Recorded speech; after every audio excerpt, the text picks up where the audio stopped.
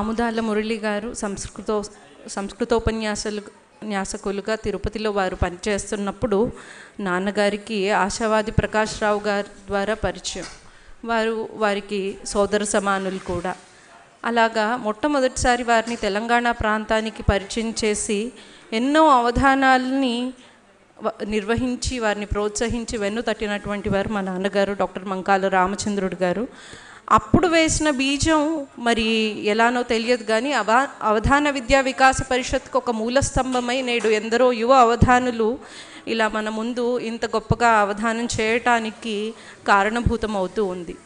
అందుకనే పెద్దలు మన మధ్యలో లేకపోయినప్పటికీ కూడా వారి దివ్యాశీస్సులు ఎప్పటికీ ఉంటాయని నమ్ముతూ శ్రీమాన్ నల్లాన్ చక్రవర్తుల కృష్ణమాచార్యుల వారి ఆశీర్వాదం కూడా ఎక్కడో లవలేశమంతా నా మీద కూడా ఉండవచ్చు. కాబట్టే ఈ కార్యక్రమానికి నేను పూనుకుని ఉండవచ్చని స్థిరంగా నమ్ముతూ ఈ ప్రతిపాదన ఆముదాల మురళి గారు చేసినప్పుడు నా నోటి నుంచి ఒక మాట వచ్చింది. వారి గురించి సంగీతం విస్తృతంగా ప్రచారంలో ఉంది కానీ సాహిత్యానికి అంతగా లేదు. కాబట్టి వారు అష్టావధాని కూడా, కాబట్టి మనం ఒక అవధాన సంస్మరణగా నిర్వహిద్దామని. వెంటనే వారి సాహితీ వరివస్య గురించిన ప్రసంగం నేను చేస్తాను అంటూ ముందుకు వచ్చారు. ఇది చాలా సంతోషకరమైనటువంటి విషయం. మొట్టమొదటిసారి సంగీతానికి ఇటు సాహిత్యానికి సమ ప్రాధాన్యం అందిస్తూ మనం ఈ సమర్చన జరుపుకోవడం చాలా చాలా సంతోషకరంగా భావిస్తూ ఇక ఈ ప్రసంగానికి గాను అవధాన కళానిధి శతావధాని శ్రీ ఆముదాల మురళి గారికి స్వాగతం పలుకుతూ ఉన్నాను మీ అందరి కరతాళ ధ్వనుల మధ్య. శ్రీకళామంజరి నవ్య సాహితీ సమితి సంయుక్త నిర్వహణలో జరుగుతూ ఉన్నటువంటి శ్రీమాన్ నల్లాన్ చక్రవర్తుల కృష్ణమాచార్యుల వారి శత జయంతి సభ నిర్వహణలో భాగంగా ఇదివరకు మనం చిరంజీవి ఎర్రంశెట్టి ఉమామహేశ్వరరావు గారి అష్టావధానాన్ని శ్రీకృష్ణమాచార్యుల ఆశీఫలంగా చూశాం. ఈ సంవత్సరం అంతా కృష్ణమాచార్యుల వారి శత జయంతిని జరుపుకుంటూ ఉన్నాం. అందులో భాగంగా ఇదివరకు విజయవాడలో పెద్ద ఎత్తున ఆ శత జయంతి సభలు జరిగాయి. అటు తర్వాత శ్రీకాకుళంలో జరిగాయి. అయితే ఇక ఈ ప్రాంతంలో కూడా జరగాలి అన్నటువంటి సంకల్పంతో శ్రీ కృష్ణమాచార్యుల శత జయంతి సభను ఇక్కడ ఏర్పాటు చేసుకున్నాం. అయితే వారు సంగీతజ్ఞులు సాహిత్యజ్ఞులు అంతేకాకుండా వారు అవధాని కూడా కాబట్టి వారి శత జయంతి సభలో ఒక అవధానం కూడా జరిగితే సబబుగా ఉంటుంది అన్నటువంటి ఉద్దేశంతో ఈ అవధాన కార్యక్రమం ఏర్పాటు చేశాం. దానికి చక్కగా ఆధ్యక్షం వహించి చక్రవర్తి గారు, సంచాలకత్వం చేసి ఆచార్య ఫణీంద్ర గారు విజయవంతం చేశారు. చిరంజీవి ఎర్రంశెట్టి ఉమామహేశ్వరరావు కూడా చక్కని పూరణలతో మంచి ధారణతో అవధానాన్ని విజయవంతం చేశారు. వారికి ఇంతకు ముందు జరిగిన కార్యక్రమంలో పాల్గొన్నటువంటి అందరికీ కూడా పేరు పేరున కృతజ్ఞతలు తెలియజేస్తూ ఇక మనం వారి సంగీతాన్ని రుచి చూసే ముందు వారి శిష్య ప్రశిష్యుల ద్వారా ఆచార్యుల వారి సంగీత సౌరభాన్ని ఆఘ్రాణించే ముందు వారి సాహిత్యాన్ని గురించి స్థాళీపులాకంగా తెలుసుకునేటువంటి ప్రయత్నం చేస్తాం. నిజానికి వారిది విస్తృతమైనటువంటి సాహితీ వరివశ్య.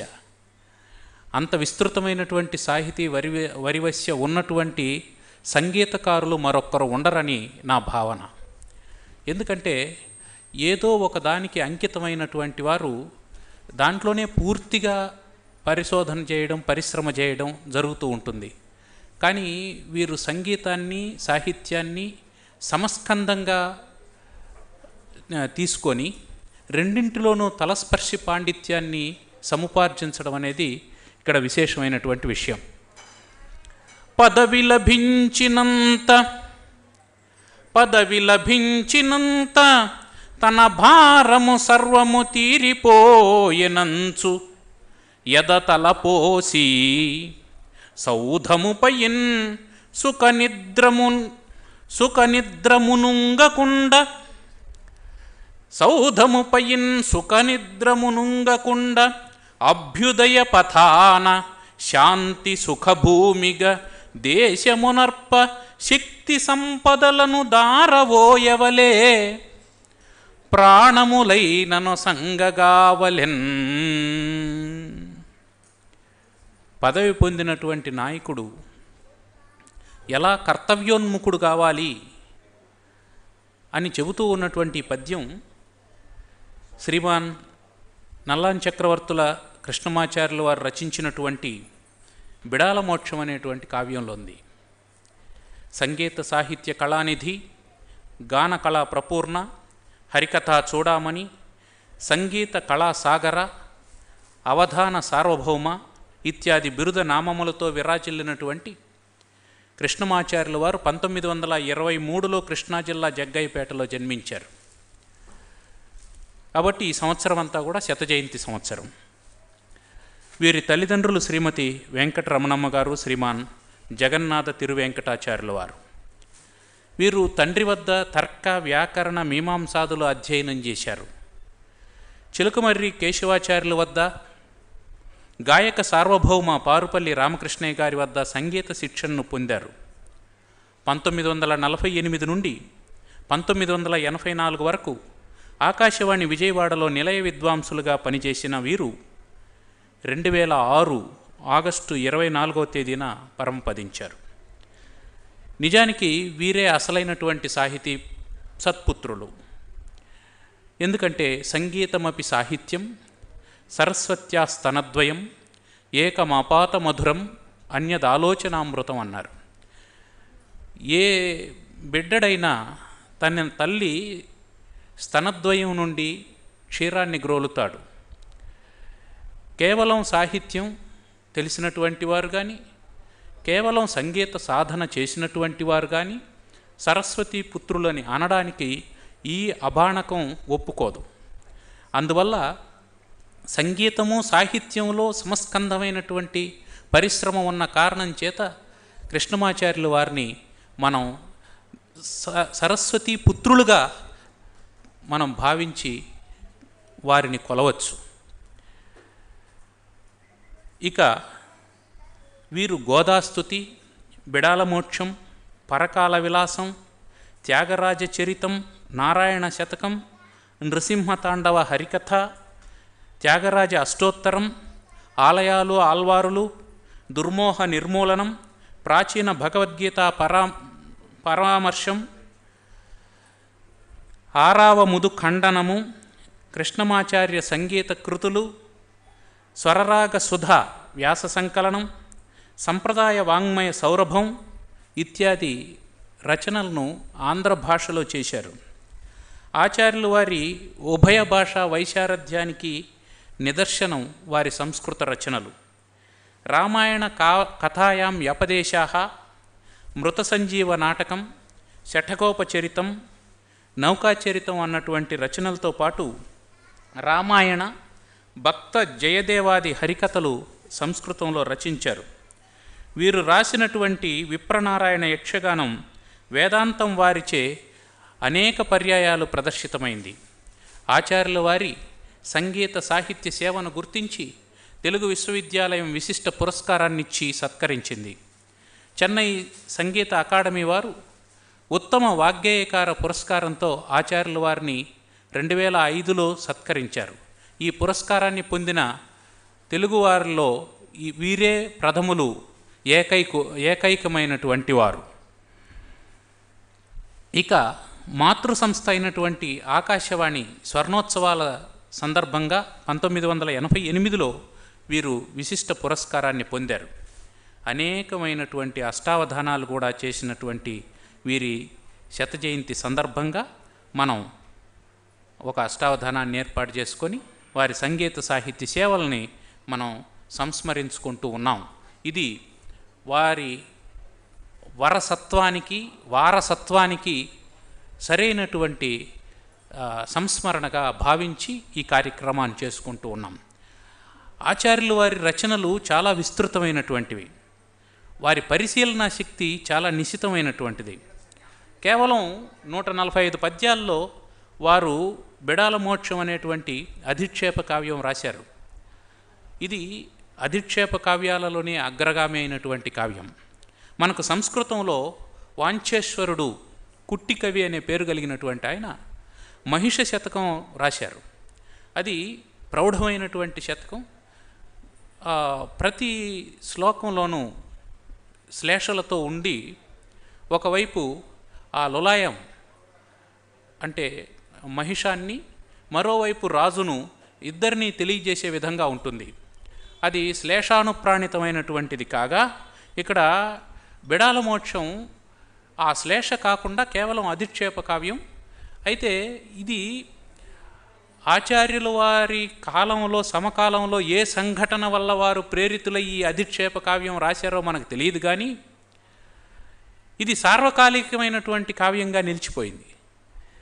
ఆ కావ్యంలోని అంశాలను పరిశీలన చేస్తే ఈనాటికి కూడా అది సమకాలీన సమాజానికి అనువర్తించే విధంగా ఉన్నది. ఇందులో మనం ఆచార్యుల వారి రచనను పరిశీలించినామంటే చాలా మనోవిశ్లేషణకు తావున్నటువంటి కావ్యంగా ఇది కనిపిస్తుంది. ఒక అడవిలో జంతువులన్నీ కలిసి సింహాన్ని రాజుగా ఎన్నుకున్నాయి. ఆ అడవిలోకి ఒక పిల్లి వచ్చింది. వసతి కోసం అది వెతుకుతూ సింహం గుహ దగ్గరకు వెళ్ళింది. వెళితే ఆ సింహం గుహకు ఒక ఎలుకబంటి కాపలాగా ఉంది. ఇది మృగరాజు అయినటువంటి సింహం ఉండేటువంటి గుహ అని చెప్పగానే పిల్లి భయపడి అక్కడి నుంచి వచ్చేసింది. ఇంతవరకు సాధారణమైనటువంటి వ్యవహారమే. వచ్చిన తర్వాత పిల్లి ఆలోచన విధానం మారిపోయింది. ఏమిటంటే, అది మృగరాజు ఎట్లయింది, నేనెందుకు కాను, దానికి అన్ని గౌరవాలు ఎందుకు, అంత గొప్ప గిరికందరం దానికి ఎందుకు నివాస స్థానంగా ఉండాలి, నాకెందుకు ఉండకూడదు అని అనుకొని 600 106 గాని మృగపతి బిరుదమిప్పుడు ఆర్జింపవలయూ, వాడవాడల నా పేరు వాసికెక్కవలయు, ఎందైనా నే తక్కువ జగానా. నేనేం తక్కువనా, నాకు 4 కాళ్ళు ఉన్నాయి కదా అన్నట్టుంది, నాకు 4 కాళ్ళు ఉన్నాయి తోకుంది అన్నట్టుంది. కాబట్టి 600 106 ఎంత అద్భుతమైనటువంటి నుడికారం. కావ్యం అంతా ఇట్లాంటి నుడికారాలతో ఉంటుంది. 600 106 నేను కూడా మృగపతి కావాలి, ఆ బిరుదు నేను పొందాలి. అంతేకాదు వాడవాడలా నా పేరు వాసికెక్కాలి. ఇదేం తప్పు కాదండి. కీర్తనీయ కాంక్ష, కీర్తికాంక్ష.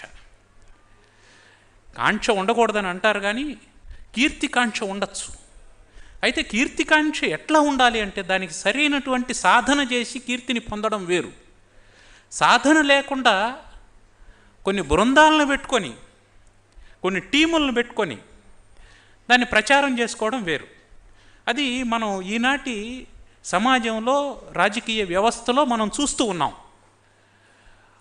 అటువంటి స్థితి వస్తుందని అనుకున్నారో ఏమో ఆచార్యుల వారు బిడాల మోక్షం రాశారు.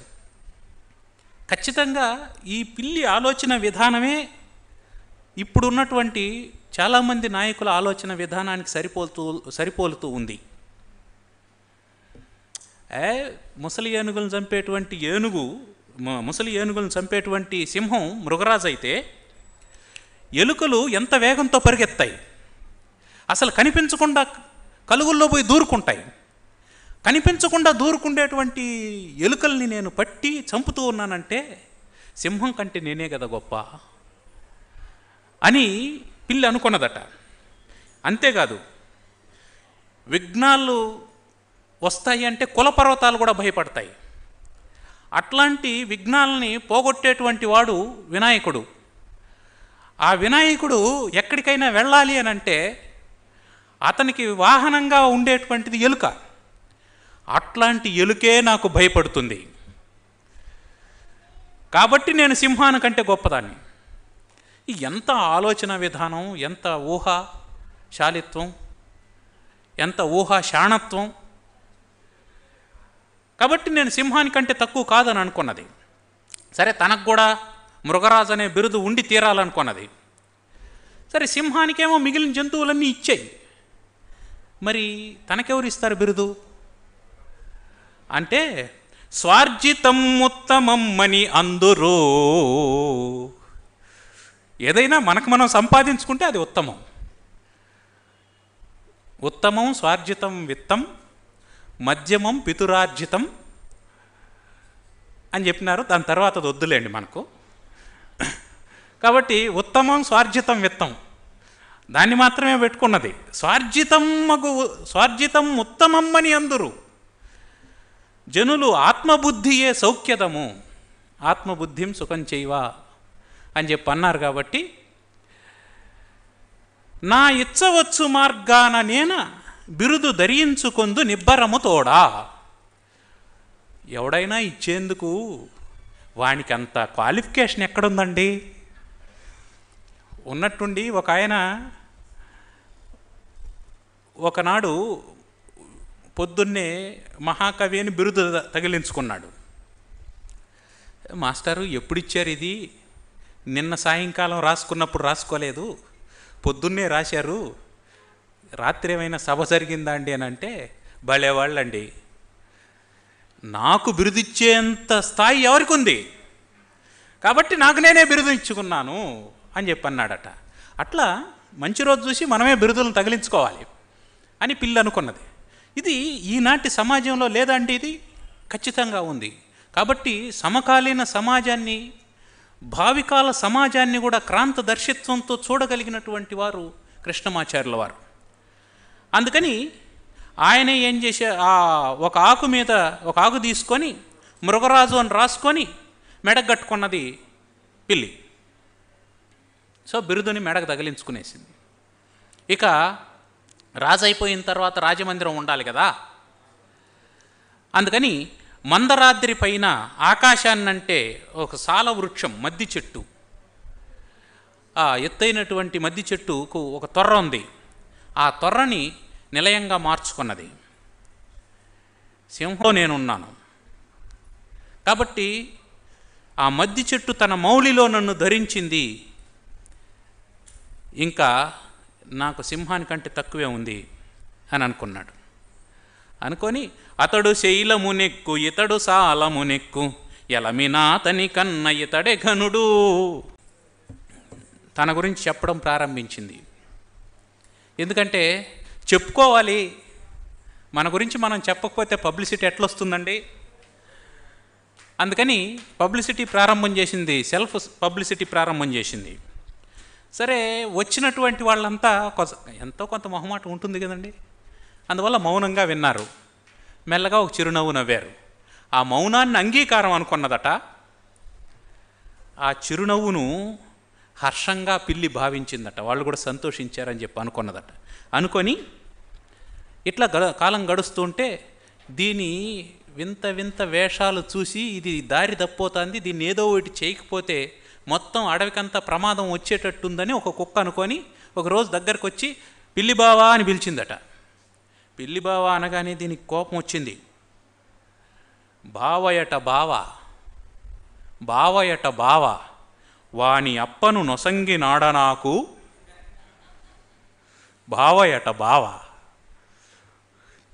అర్థమైపోయింది, నేను ఇంకేం చెప్పను.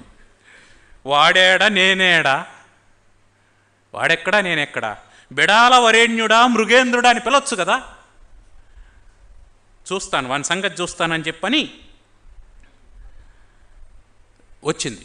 నా మెడలో ఉండేటువంటి పత్రాన్ని చూడలేదా నువ్వు? ఈ బిరుదు ముద్రికలను చూడలేదా? మృగేంద్రుడు అనే మృగరాజు అనే చూడలేదా అంటూ వచ్చి చాలా సాధారణమైనటువంటి తిట్లు. ఏం తిట్టు?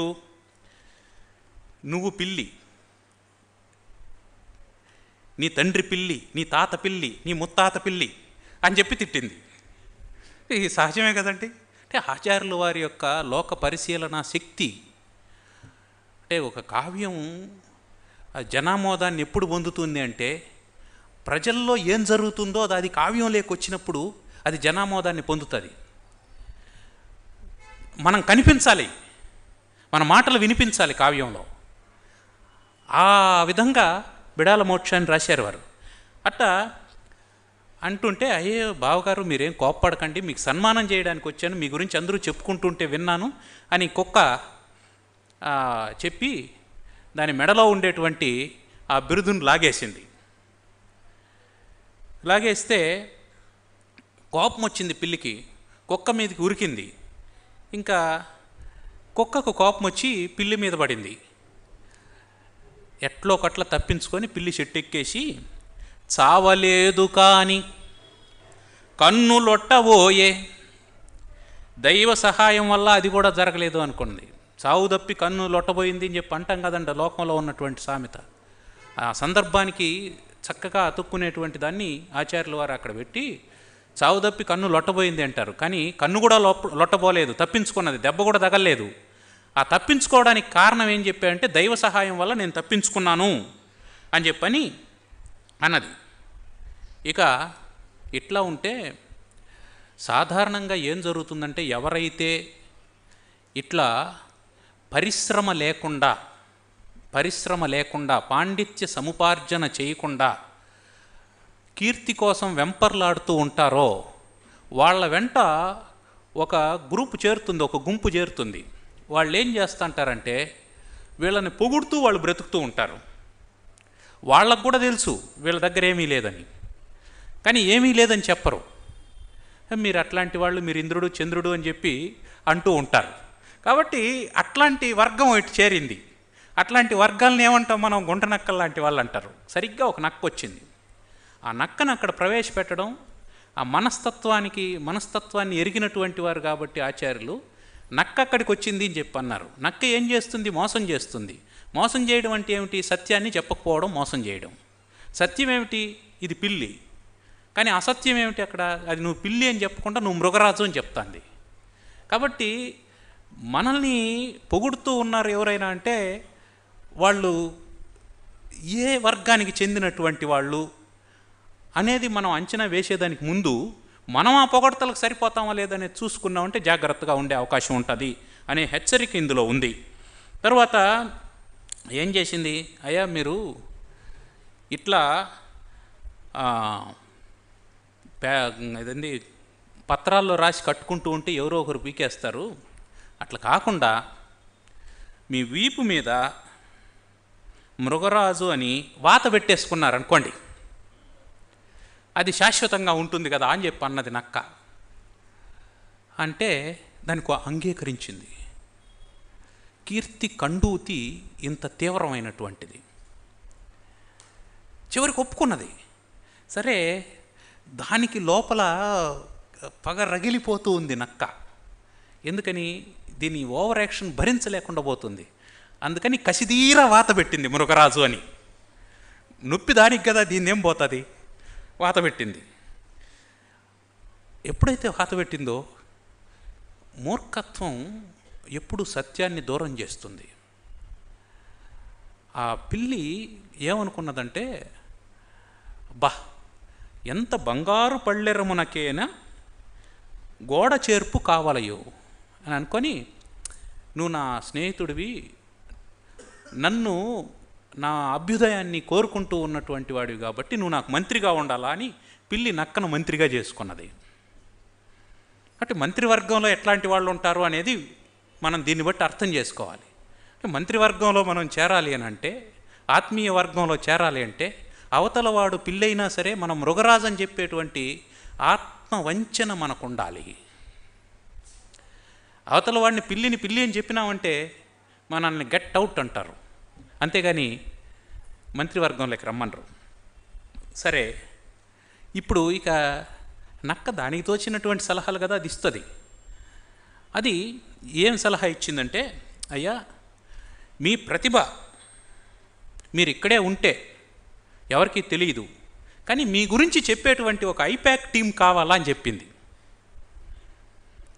ఒక టీం కావాలి, ఆ టీం అయితే మీ గురించి చక్కగా చెప్తారు అని చెప్పని. మరి ఎవరిని ఏర్పాటు చేసుకోవాలా అంటే, భయపడేవాడికి భయాన్ని పోగొట్టినామంటే బానిసగా ఉంటాడు.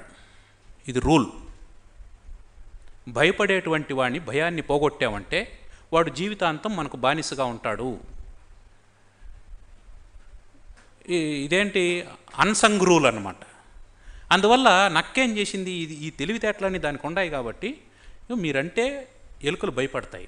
ఇప్పుడు వాటి భయాన్ని పోగొట్టామంటే దానికి ప్రతిఫలంగా, దానికి ప్రతిగా అవి మీకు విధేయతతో ఉంటాయి అని చెప్పని ఎలుకలన్నింటినీ పిలిపించి, మిమ్మల్ని ఇక మీదట ఈయన బుద్ధ మార్గంలోకి వెళ్ళిపోయినాడు, ఇక మీదట మిమ్మల్ని తినడు అని చెప్పి మధ్యవర్తిత్వం చేసి, దానికి ప్రతిగా మీరేం చేయాలా, పిల్లి యొక్క వైభవాన్ని, ఆయన యొక్క మృగరాజ స్థితిని మీరు అన్ని చోట్ల ప్రచారం చేయాలా అని అంటే అవి కూడా తెలివైనటువంటివి. ఏ స్థాయిలో ఉన్నటువంటి వారైనా సరే అవకాశం రానంత వరకు అణిగిమణిగి ఉంటారు. అవకాశం వచ్చినప్పుడు వాళ్ళకు కావాల్సింది వాళ్ళు నెరవేర్చుకుంటూ పోతూ ఉంటారు. ఆ అవకాశానికి అవతల వాడి అజ్ఞానం తోడైందంటే ఇంకా సులభంగా అసాధ్యం అవుతుంది. ఏమనుకున్నాయి ఎలుకలన్నీ, మనం ఎన్నో నాళ్ళ నుంచి ఈ పిల్లి మెడలో గంట కట్టాలని అనుకుంటున్నాం. మనకుంది you can bell the rat అని, పిల్లి మెడలో గంట కట్టేవాళ్ళు ఎవరు అని. కాబట్టి దాన్ని ఆధారంగా చేసుకొని గంట కట్టేది ఎవరు అని అనుకుంటూ ఉన్నాం, ఇది మంచి సందర్భం, మనం గంట కట్టేద్దాం అని రాజుగారికి బహుమానంగా గంటను కట్టేశారు. పిల్లి మెడలో గంట కూడా కట్టేశారు. ఎవరు గెలిచారు, ఎవరు ఓడారు, అది అక్కడ జరిగింది. సరే, అక్కడ ఆ పిల్లిని గురించి ఆచార్యులు వారు అన్నటువంటి మాట ఏంటంటే ఉబ్బుల లింగడు అని చెప్పి అన్నాడు. ఉబ్బుల లింగడు అంటే పొగిడితే పొంగిపోయేటువంటి వాడు. ఈ లోకంలో ఉన్నటువంటి నానుడి, ఎంత అద్భుతమైనటువంటి తెలుగు మాట ఉబ్బుల లింగడు అని. ఆచార్యులు వారు అంత గొప్ప మాటతో ఆ పిల్లిని గురించి, అంటే దాని సహజ స్థితిని చెప్పడానికి ఒక్క మాట చెప్పారు. దాన్ని బట్టి మీతంతా మనం ఊహించేసుకోవచ్చు. అది కవి పదప్రయోగం చేసేటప్పుడు ఎంత ఔచిత్యంతో, ఎంత సార్థకతతో ప్రయోగించాలి అనడానికి ఆ ఒక్క మాట మనకు గొప్ప పాఠంగా నిలబడుతుంది. సరే, ఏమైంది, తన ఆటయే ఆటయనుచు, తన పాటయే పాటయనుచు పిల్లి ప్రవర్తిస్తూ ఉంది. సరే, అప్పుడు ఏ ఆటైనా చాలా కాలం సాగదండి. ఏ ఆటైనా చాలా కాలం సాగదు. ఎట్లాంటి వాళ్ళకైనా చక్రార పంక్తిరివా అని చెప్పి అన్నారు. బండి ఆకులు ఉన్నట్టు పైకి వచ్చినటువంటి ఆకు కిందికి, కిందికి వచ్చినటువంటి ఆకు పైకి, ఇది సహజంగానే ఉంటుంది. కాబట్టి మనం పైకి వచ్చినప్పుడు ఎలా ఉన్నాం, కిందికి వచ్చినప్పుడు ఎలా ఉన్నాం అనేదాన్ని బట్టి మన మానసికమైనటువంటి సుఖశాంతులు ఉంటాయి. ఇక్కడ ఆ అడవిలోకి ఒక ఏనుగు వచ్చింది. అది స్వైర విహారం చేస్తూ ఉంది. స్వైర విహారం చేస్తూ చేస్తూ చెట్లనన్నీ విరిచేస్తూ ఈ పిల్లి నివాసం ఉండేటువంటి చెట్టు దగ్గరికి కూడా వచ్చింది. అరే, నా అడవిలోకి నా పర్మిషన్ లేకుండా ఎవరు అని ఏనుగు మీదకి వచ్చింది. అంటే ఎలుక శరీరం ఎంత, ఏనుగు శరీరం ఎంత, దాని బలం ఎంత, దీని బలం ఎంత, ఒక్కసారి ఆత్మ చర్చ చేసుకొని, ఆత్మ పరిశీలన చేసుకొని ముందుకు వెళ్ళాలి కదా. ఆ పరిశీలన లేకుండా ముందుకెళ్ళి అది వెళ్తుంది అంటే అర్థం ఏంటి, అహంకారంతో వెళ్తుంది అని అర్థం. అహంకారంతో వెళ్తే జరిగేదాని పరిణామాల గురించి ఇక మీదట మనం చూస్తాం. అంటే ఇదంతా ఒక పెద్ద మనస్తత్వ కావ్యం. అహంకారంతో ముందుకెళ్ళినటువంటి వాడి ప్రగతి ఎలా ఉంటుంది అనేది మనం చూస్తాం ఇక్కడ. సరే, నా పర్మిషన్ లేకుండా ఎందుకు నా అడవిలోకి వచ్చావు అని దాని మీదకి వచ్చింది. వస్తే అది కొట్టింది, ఏనుగు తొండంతో కొట్టింది పిల్లిని. అది కింద పడింది. సరే, ఈసారి అయితే కొట్టగలిగినావు కానీ ఇంకోసారి కొట్టు చూద్దామని చెప్పి అన్నది. 2 సార్లు కింద పడితే కూడా మూడోసారి ఏమన్నదంటే, మూడోసారి తేలుస్తాను నీ సంగతి అని చెప్పి అన్నది. ఇప్పుడు మూడోసారి కొట్టలాది తొండంతో చుట్టుకున్నది, గట్టిగా చుట్టుకొని గట్టిగా నొక్కడం మొదలుపెట్టింది. దాన్ని చంపలేదు, చంపేస్తే చనిపోయేది, కానీ గట్టిగా అదవడం మొదలుపెట్టింది. అప్పటికి కానీ దానికి తెలిసి రాలేదు. ఇక్కడ నుంచి గజేంద్ర మోక్షానికి సారూప్యంగా ఉండేటువంటి పద్యాలన్నీ ప్రారంభమవుతాయి. ఏ మార్గమ్మున దీని గెలుతని మొదలవుతుంది. ఎవ్వనిచే రహిల్లు వనమెవ్వనిచే పరిపాలితంబు, నేనెవ్వని ఆజ్ఞచే మృగములెల్ల ప్రవర్తిల్లుచుండు, ఇట్లా మృగాదిపునే శరణంబు వేడెదన్. ఇది ఆచార్యుల వారి పద్యం. ఈశ్వరునే శరణంబు వేడెదన్ పోతన గారి పద్యం. లావొక్కెంతయు లేదు పోతన గారి పద్యం అయితే, బలమొక్కెంతయు లేదు ఆచార్యుల వారు. ఇక అది గట్టిగా అరుస్తూ ఉంటే, ఇప్పుడు ఈ మధ్యలో ఏం జరిగింది తెలుసా? అంతవరకు తనతో కూడా ఉండేటువంటి నక్క దాన్ని వదిలేసి వెళ్ళిపోయింది. ఎందుకు?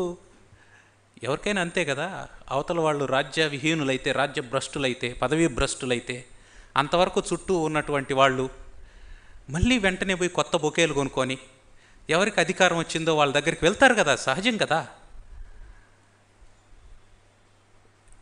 నక్క ఏమనుకొని వెళ్ళింది అంటే, గాలి నెక్కించి ఈ బుడగను ప్రచండ వాయుపదమున ఒంటిగా వదలినాడ. గాలిని ఎక్కించి ఈ బుడగను ప్రచండ వాయుపథమున ఒంటిగా వదలినాడా. ఇంకా తత్ప్రసంగము నాకేలా. చేయాల్సింది చేసేసినాం, దానికి ఫుల్గా గాలి కొట్టేశాం, బుడక్కి గాల్లోకి వదిలేశాం. ఇక దాని గతి ఎక్కడ పోయి పడుతుందో ఏమవుతుందో, మొత్తానికి సుగతి మాత్రం లేదు అనేది అర్థమైపోయిన తర్వాత నాకెందుకు ఉంటుంది, అది వెళ్ళిపోయింది అక్కడి నుంచి. ఎంతకంటే మహితమైనటువంటి బోధ ఇంకొకటి ఉండదు. కాబట్టి మనతో కూడా ఉండేటువంటి వాళ్ళు మన ద్వారా లబ్ధి కలుగుతుందని అనుకున్నప్పుడు, మనకు అధికారం ఉంది అని అనుకున్నప్పుడు, ప్రయోజనం ఉంది అని అనుకున్నప్పుడు మనతో కూడా ఉంటారు. కానీ అది దొరకదు అని చెప్పిన వెంటనే మనల్ని వదిలిపెట్టేస్తారనేటువంటి సత్యాన్ని ఈ ఘటన ద్వారా మనం గ్రహించాలి. ఇక కరిని గోల్పలేమి, మిగతా జంతువులన్నీ ఉన్నాయి. ఇది ఎవరైనా కాపాడండి, ఎవరైనా కాపాడండి అని పిల్లి అరుస్తూ ఉంది. అక్కడ నక్క, పులి మొదలైనటువంటివన్నీ ఉన్నాయి. అవేవి ఏనుగుని కోల్చలేమని వాటికి తెలిసిపోయింది. అందువల్ల అవి మిన్నక ఉండాయి అని చెప్పి అంటారు. సరిగ్గా ఇట్లాంటి పద్యం విశ్వమయతలేమి అనేసి మనకు ఆ ఘట్టంలో వస్తుంది. అంటే మిగతా దేవతలందరూ మౌనంగా ఉంటే వాళ్ళకు వినిపించలేదు, విశ్వమయత్వం లేనటువంటి కారణం చేత. విష్ణువు అనగానే వ్యాపనశీలుడు కాబట్టి ఆయనకు మాత్రమే వినిపించింది అని అక్కడ చెప్తాడు. అలభూభృత్ కుహరంబులో, ఇది ఆచార్యుల వారి పద్యం. అల వైకుంఠపురంబులో పోతన గారి పద్యం. తన వెంటన్ పులి, ఆచార్యుల వారి పద్యం. తన వెంటన్ సిరి, పోతన గారి పద్యం. అట్లా తన వెంట పులి మొదలైనటువంటి అన్ని జంతువులతో సింహం వచ్చి ఇలా అలంతి ప్రాణుల చిదుపదలంచుటెన్నదగు చేతయే, నీకంటే బలహీనులైనటువంటి వాళ్లను, చిన్నవాళ్లను నువ్వు బాధించడం సరైనటువంటి పనేనా అని అడిగితే అప్పుడు ఏనుగు చాలా వినమ్రతతో, అంత పెద్దదైనప్పటికీ నా ఇష్టం, నేను నాకు వచ్చినట్టు చేస్తాను, నువ్వెవడు అడగడానికి, నువ్వు కూడా పిల్లిలాగా పోట్లాడుకొచ్చేటట్టు అయితే రా అని చెప్పి ఏం అనలేదు. చాలా వినమ్రతతో ఆ పిల్లి మెడలో ఉండేటువంటి ఆ మృగరాజ ముద్రను, గంటను చూపింది. దాని వీపు మీద ఉండేటువంటి ముద్రను, గంటను చూపితే అప్పుడు అర్థమైంది, ఓహో దీని ఆటలు ఎలా జరుగుతున్నాయా అని అర్థమై ఇక పులికి ఆజ్ఞాపించింది ఇది పోయేటట్టు చేయమని. పులి వీపుకు బట్టి వేసింది, వీపు మీద వడ్డించిందట ఆచార్యుల వారి మాట.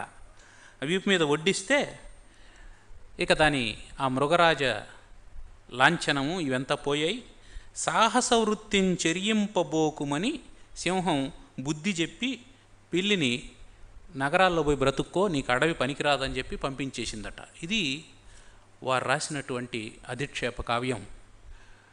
ఆచార్యుల వారికి సమాజం పట్ల ఉండేటువంటి నిబద్ధత, వారి పరిశీలన శక్తికి ఈ ఒక్కటి చాలు. పైగా తెలుగు నుడికారం పట్ల వారికి ఉన్నటువంటి శ్రద్ధకు, తెలుగులో ఉన్నటువంటి జీవద్భాష, సహజమైనటువంటి భాష, నుడికారం, మనం మాట్లాడుకునేటువంటి భాష, వాటినన్నింటినీ గుదిగుర్చి ఈ కావ్యంలో కేవలం 145 పద్యాలు. కానీ ఆ చదువుతూ ఉంటే మనకు ఒక జీవితానికి సరిపోయే అంత విషయం అందులో కనిపిస్తుంది. 145 పద్యాల్లో ఒక జీవితాన్ని అంతా ప్రోధి చేసినటువంటి మహత్తర సృజనశీలి కృష్ణమాచార్యుల వారు. ఇక ఇది వారి సాహిత్య విషయం. సంగీత విషయం దగ్గరికి వస్తే, ఏ ఎడ ఐహికార్థములనే గగనీక నిజాంతరంగమున్ పాయని భక్తి రామపద పంకజ భృంగముగాను నర్చి రాగాయిత రత్నమాలికల అందముగా ధరింపజేసి ఆప్యాయన మందజేసిన బుధాగ్రణి త్యాగయ సంస్మరించెదన్. బుధాగ్రణి త్యాగయ సంస్మరించెదన్. త్యాగరాజస్వామి వారి కృతులకు కుంచిక అనే పేరుతో అర్థ వివరణ రాస్తూ ముందు మాటలో ఈ పద్యం రాశారు. ఇది కేవలం త్యాగరాజస్వామి వారికి మాత్రమే కాదు, కృష్ణమాచార్యుల వారికి కూడా అచ్చంగా సరిపోయేటువంటి పద్యం. ఏ ఎడ ఐహికార్థములనే గగనీక నిజాంతరంగమున్, తన మనస్సును ఐహికమైనటువంటి విషయాలకు వెళ్ళనీయకుండా రామాంకితమైనటువంటి చిత్తవృత్తి వారిది. పాయని భక్తి రామపద పంకజ భృంగముగా నొనర్చి రాగాయిత రత్నమాలికల అందముగా ధరింపజేసి. త్యాగయ్య ఏ విధంగా వాగ్గేయకారుడో ఆ విధంగా అంతే అద్భుతంగా తాను కృతులను రచించి వాటిని స్వరపరిచి గానం చేసి శిష్యులకు నేర్పి ఆ పరంపర కొనసాగేటట్లు చేసినటువంటి గొప్ప ద్రష్ట కృష్ణమాచార్యుల వారు. అటువంటి వారు మనం అభేద దృష్టితో చూసినప్పుడు, త్యాగయ్యను కృష్ణమాచార్యుల వారిని అభేద దృష్టితో చూసినప్పుడు, వారు త్యాగయ్య గారి కోసమే ఈ పద్యం రాసినా వారికి కూడా ఇది అనువర్తిస్తుంది అని చెప్పడంలో అతిశయోక్తి ఏమాత్రం లేదు. ఇక త్యాగరాజస్వామి కీర్తనలకు వారు రాసినటువంటి ఆ కుంచిక కేవలం తాత్పర్యం రాయడం కాదు, దాంట్లో అనేకమైనటువంటి విశేషాంశాలని తెలియజేస్తూ వచ్చారు. అనేకమైనటువంటి వేదాంత విషయాలు, పూర్వకవుల రచనల్లో నుంచి తీసుకున్న విషయాలు, ఆల్వారుల పాసురాల్లో నుంచి తీసుకున్న విషయాలు, ఉపనిషద్వాక్యాలు, పురాణ శ్లోకాలు, ఇవన్నీ సముద్ధరించి తెలియజేస్తూ ఆ కుంచిక సాగుతుంది. రెండు ఉదాహరణలు చెప్పి నేను ముగిస్తాను. ఎన్నగ మనసుకు రాని పన్నగశాయి అనేటువంటి కీర్తనలో కంటి మిన్నలేలే అనేటువంటి పదాన్ని పూర్వ వ్యాఖ్యాతలు పొరపాటుగా కన్నెమిన్నలేలే అని దిద్దేశారట. దానికి అర్థం చెబుతూ కంటి మిన్న అంటే పెద్ద బండి చక్రము అనే అర్థాన్ని ఆచార్యులు వారు రాసి, ఈ అర్థం సమన్వయం అవుతుంది కాబట్టి కన్నెమిన్న అని దిద్దాల్సినటువంటి అవసరం లేదు అని చెప్పి అన్నారు. దాన్ని సమర్థించడం కోసం భాగవతంలో ఉన్నటువంటి కంజాక్షుణకు గాని కాయంబు కాయమే పవన గుంభిత చర్మ భస్త్రిగాక అనేటువంటి పద్యాన్ని ఉట్టంకించారు. ఇక కొలువమరే గదా కోదండపాణి అనేటువంటి సంకీర్తనలో నిత్యం దైనందినోపచారాలకు సంగీతాన్ని త్యాగయ్య ఏ విధంగా సమర్పించుకునేటువంటి భాగ్యాన్ని పొందాడో అది తెలుపుతూ, బ్రహ్మ, లక్ష్మి, సరస్వతి, సీత, లక్ష్మణుడు, శేషుడు మొదలైనటువంటి వారందరికీ సంగీతంతో సంబంధం ఉంది అని సామవేదాదిదం శాస్త్రం సంజగ్రాహ పితామహ మొదలైనటువంటి ప్రమాణాలతో నిరూపించారు. ఇక నాదతను మనిషం అనేటువంటి ప్రసిద్ధ కీర్తన అందరికీ తెలిసినటువంటిదే. దాన్ని గురించి చెబుతూ శివుని యొక్క పంచముఖాలు సద్యోజాత, అఘోర ఇవి ఉన్నాయి కదా, పురుషునకు పర్యాయ పదంగా పుమానుడు అని వాడారు త్యాగయ్య స్వామి. వాడితే నిజానికి అది వ్యాకరణ పరంగా సరైనటువంటిది కాదు, పుమాంసుడు అని ఉండాలి. మరి దీన్ని సాధారణమైనటువంటి వ్యాఖ్యాత అయితే ఏం చేస్తాడు? ఆచార్యులు వారు ఏం చేశారు అని అంటే, దాన్ని తెలియజేస్తూ ఇది వారి స్వాతంత్ర్యము అని చెప్పి అన్నారు. ఇది వారి స్వాతంత్ర్యము అన్నారు. అంతేగాని ఇది వ్యాకరణబద్ధంగా తప్పు, ఇది ఇలా రాసి ఉండకూడదు, దీన్ని ఇట్లా దిద్దుకోవాలి అని ఏమి అనలేదు. అది పూర్వ కవుల పట్ల మనకు ఉండాల్సినటువంటి భక్తి. అదేవిధంగా రారా రఘువీర అనేటువంటి కీర్తనలో బుద్ధి అని అని ఉండాల్సిన చోట బుద్ధి అని అనేదాన్ని యణాదేశం చేసి బుద్ధి అని రాశారు. నిజానికి బుద్ధి సంస్కృతం, అని అనే తెలుగు. అక్కడ యణాదేశం చేయకూడదు, ఎడాగమం చేయాలా, బుద్ధి అని ఉండాలా. అక్కడ కూడా ఆచార్యుల వారి స్వాతంత్ర్యం అని చెప్పి అన్నారే తప్ప దాన్ని తప్పుబట్టే ప్రయత్నం చేయలేదు. అది వ్యాఖ్యాతకు ఉండాల్సినటువంటి సమతాస్థితి, బ్యాలెన్సింగ్ మెంటల్ స్టేట్ అంటారు. అట్లాంటి సమతాస్థితి ఉన్నటువంటి వ్యాఖ్యాతలు, అంటే భక్తి ప్రపూర్ణమైనటువంటి మనస్థితి కలిగినటువంటి వారు మాత్రమే ఇట్లాంటివి చెప్పగలరు. అదేవిధంగా ఒక ప్రసిద్ధమైనటువంటి శ్లోకం ఉంది. అడవిలో దొంగలు పడతారు. అక్కడికి వచ్చినటువంటి కొంతమంది పండితులు మీరేం చేస్తుంటారయా అని అంటే, వాళ్ళకు కూడా సంస్కృతం తెలుసు, దొంగలకు కూడా. వాళ్ళు ఎట్ నేర్చుకున్నారో తెలీదు, మొత్తానికి వాళ్ళకు కూడా తెలుసు. వాళ్ళు ఏమన్నారంటే వనేచ రామ అని 4 సార్లు వచ్చింది. 4 సార్లు రామహ అని అనడం వల్ల ఆ దొంగలకు కూడా మోక్షం కలిగిందట, ముక్తి కలిగింది. ఇది ప్రసిద్ధమైనటువంటి శ్లోకం. ఆ శ్లోకాన్ని దృష్టిలో ఉంచుకొని త్యాగరాజస్వామి రామరామ కృష్ణయ్య నరే అనేటువంటి కీర్తన రచించారని ఆచార్యులు వారు పేర్కొన్నారు. ఇట్లా అనేకమైనటువంటి విశేషాంశాలతో వారు ఈ గేయార్థ కుంచికను వ్రాశారు. ఇక వారి వ్యాస చంద్రిక సంగీత సాహిత్య విషయాలకు సంబంధించి ఎన్నో విషయాలని స్పృశిస్తూ ఎంతోమంది ఉద్దండులైనటువంటి వాళ్ళని గురించి తెలియజేసినటువంటి ఉన్నాయి. దీంట్లో ముఖ్యమైనటువంటిది ఏంటంటే సాధించనే అనేటువంటి పంచరత్న కృతి స్వర సాహిత్యాలు పాడిన తర్వాత సమయానికి అని పాడాలనా, సాధించినేనే పాడాలనా అనేది అది ఎప్పుడు జరుగుతూ ఉండేటువంటి చర్చ నిరంతరం. అయితే ఆచార్యులు వారు ఏమన్నారు, సాధించనే అని పాడడమే ఉచితము అని చెప్పి నిర్ణయించారు. దాన్ని అలా నిర్ణయించడానికి వారు అనేకమైనటువంటి కారణాలు చెప్పారు. అవన్నీ మనం అందులో చదువుకోవచ్చు. ఇక వారి సంస్కృతంలో హరికథలు చాలా ప్రధానమైనటువంటి, ముఖ్యంగా కచదేవయాని వృత్తాంతం చాలా శ్లేషలతో కూడుకున్నటువంటిది. ఇక అవధానిగా, హరికథ కర్తగా, వాగ్గేయకారుడుగా, వాయులీన విద్వాంసుడుగా, సంస్కృతాంధ్ర రచన సామర్థ్యం గల శ్రీమాన్ నల్లాన్ చక్రవర్తుల కృష్ణమాచార్యుల సాహితీ వరివశ్య చాలా విస్తృతమైనటువంటిది. అటువంటి మహాత్ముని మనం ఈ వేదిక మీద నుంచి ఈ శత జయంతి సందర్భంగా స్మరించుకోవడం ఎంతో అవసరం. ఇది జాతి కృతజ్ఞత ప్రకటించాల్సినటువంటి విధానంగా భావిస్తూ ఈ అవకాశాన్ని కల్పించినటువంటి శ్రీకళామంజరి, నవ్య సాహితీ సమితి సంస్థలకు మరొకమారు కృతజ్ఞతలు తెలియజేసుకుంటూ సెలవు తీసుకుంటున్నాను. ధన్యవాదాలు.